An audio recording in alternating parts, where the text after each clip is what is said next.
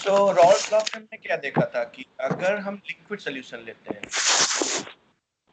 Mute कर लो कोई, किसी की आवाज बहुत आ रही है बैकग्राउंड में, ठीक है। अगर हम रॉल्स लॉ में क्या देखा कि अगर हम लिक्विड सोल्यूशन लेते हैं, लिक्विड में सल्यूट पार्ट में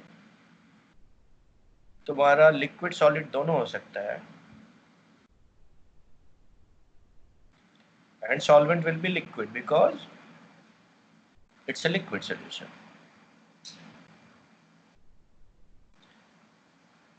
तो इसमें हमने पहला केस देखा था कि अगर हम सॉल्वेंट लिक्विड में कोई जो सॉल्वेंट डाल रहे हैं लिक्विड ही है और वोलाटाइल भी है, ठीक है। सो वोलाटाइल लिक्विड सल्यूट डालें, ठीक है। तो हमें क्या दिख रहा था, तो अगर इस पे देखें, इसको हम क्लोज करके सोचें, इमेजिन करें, तो यहाँ पे वेपर फॉर्म होगा। तो अगर वेपर्स फॉर्म होंगे तो उनका वेपर प्रेशर होगा, और जो अब जब इसमें हम सल्यूट डालेंगे तो सल्यूट का अपना, सल्यूट को हम 1 से रिप्रेजेंट कर रहे हैं, उसका अपना मोल फ्रैक्शन होगा और सॉल्वेंट का अपना मोल फ्रैक्शन होगा, और दोनों मोल फ्रैक्शन का समेशन क्या होगा, 1 होगा, ठीक है। फिर रॉल्स लॉ के अनुसार हमने देखा था कि यहाँ पे जो वेपर प्रेशर बनेगा टोटल, यहाँ पे एक टोटल वेपर प्रेशर बनेगा, ये जो प्रेशर होगा इसमें दोनों के मॉलिक्यूल्स होंगे, 1 के भी होंगे, सल्यूट के भी होंगे और सॉल्वेंट के भी होंगे। तो ये सल्यूट का पार्शियल प्रेशर होगा और ये सॉल्वेंट का पार्शियल प्रेशर होगा। जो सल्यूट का पार्शियल प्रेशर होगा that will be proportional to the mole fraction of that solute in the solution, and this will be proportional to the mole fraction of solvent in the solution। और यहाँ से हमें equation आया था कि P1 equal to P1 naught into zeta 1 and P2 equal to P2 naught into zeta 1। Clear है? जहां पे x1 and zeta 1 and zeta 2 are the mole fractions in the solution, and these partial pressures are pressures of the molecule in the vapor phase। यहाँ पे let me change the color of the vapor phase, यहाँ पे clear है। सो अगर हम solution को imagine करें container में, समथिंग लाइक दिस, और इतने में हमारा लिक्विड सॉल्यूशन है और यहाँ पे हमारे वेपर फेज है, इसमें हमें दोनों सॉल्यूट एंड सॉल्वेंट दोनों के मॉलिक्यूल्स हैं। तो this pressure is of this in vapour phase and these partial pressures are also here in the vapor phase। Clear है? अब एक चीज सोचो कि ये जो मोल फ्रैक्शंस है यहाँ पे है इस सॉल्यूशन में, zeta 1 and zeta 2, similarly mole fractions होंगे यहाँ पे भी, लेट्स से आई से y1 एंड y2। ये y1 एंड y2 जो मोल फ्रैक्शंस हैं, this is the number of moles of solute present in vapor phase के mole fraction, and y2 number of moles of kind of solvent present in vapor phase here, ठीक है।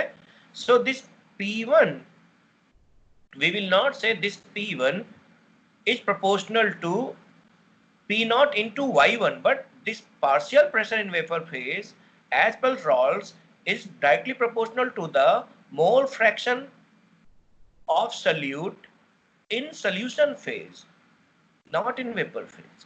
तो zeta 1 जो लेंगे यहाँ पे, ये solution phase का लेंगे, ना कि mole fraction in vapour phase. इतना क्लियर है सबको? Yes sir. Okay, yes sir. तो अगर यहाँ पे सोचो, ये जो टोटल प्रेशर है वेपर फेज में, रॉल्स लॉ के अनुसार ये हुआ P1 प्लस P2, ठीक है। तो P1 नहीं सॉरी, ये तो डाल्टन्स लॉ के अनुसार हुआ। What is this? This is as per Dalton's law of partial pressure. हाँ, डाल्टन्स लॉ, ठीक है। और ये जो है ये चीज, ये रॉल्स लॉ के अनुसार है। फिर हमने इसको यहाँ पे चेंज किया था, तो जब यहाँ पे वैल्यूज लिखी थी तो ये क्या आ गया था, ये आ गया था, हमने P2 सॉल्वेंट को ज्यादा वोलेटाइल मान लिया था, तो ये आया था P1 naught P2 naught minus into zeta 2, यही आया था। And this was equivalent to C plus mx के फॉर्म में। क्लियर है? ठीक है। और अगर सोचा जाए डाल्टन्स लॉ के अनुसार P1 क्या होगा? एनीबॉडी? डाल्टन के वो पी टोटल इनटू जीटा 1 का वो मोल फ्रैक्शन। ये डाल्टन्स लॉ होगा। ये P1 कहाँ का प्रेशर है?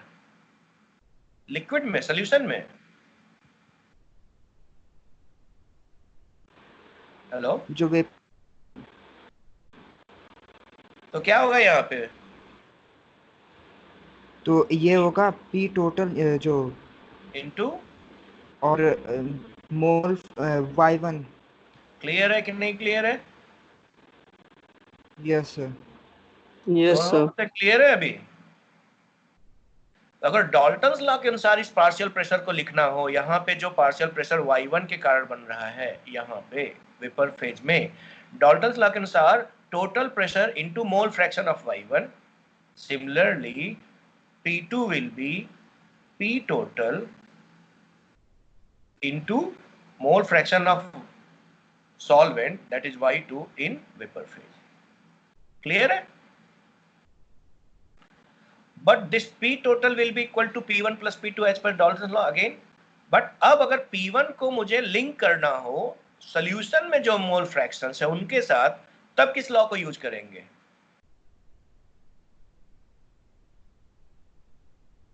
बोलो। Raoult's law. क्लियर है कि नहीं दोनों बात? Yes sir. जब इस पार्शियल प्रेशर को जो वेपर फेज में है इसको मुझे लिंक करना है, अब हमारे पास दो मोल फ्रैक्शन है, वेपर फेज में भी है और सॉल्यूशन फेज में भी है। तो जब हम रॉल्स लॉ यूज करेंगे तब जो मोल फ्रैक्शन हमें यूज करना है वो होगा सॉल्यूशन फेज का, और डाल्टन्स लॉ के अनुसार वेपर फेज में जो है उनके अनुसार होगा। क्लियर है? Yes sir. Yes sir. Okay. So this is one of the major kind of conceptual understanding of the Rawls law. So you can write this in your notes.